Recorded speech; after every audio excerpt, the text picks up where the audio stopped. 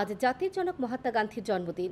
সকালে Agartala circuit house প্রাঙ্গণে মহাত্মা গান্ধীর মর্মর মূর্তিতে পুষ্পার্ঘ্য অর্পণ করে শ্রদ্ধা নিবেদন করেন শিল্প ও বাণিজ্য মন্ত্রী শান্তনা চাকমা।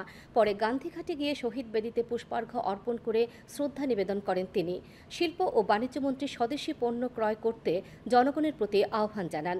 অনুষ্ঠানে উপস্থিত ছিলেন পশ্চিম জেলার জেলাশাসক সহ প্রশাসনের অন্যান্য পদস্থ আধিকারিকরা।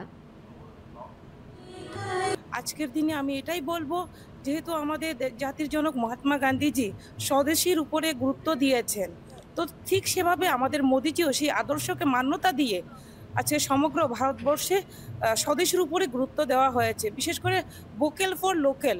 তো তার জন্য আমি বলবো, আজকের আমাদের জাতির জনক মহাত্মা গান্ধীর জন্মদিন উপলক্ষে প্রত্যেকেই যাতে স্বদেশি পণ্য, খাদি বস্ত্র হোক, যাই তৈরি হোক আমাদের স্বদেশি, সেগুলো যাতে ক্রয় করে সেই অনুরোধটুকু রাখছি।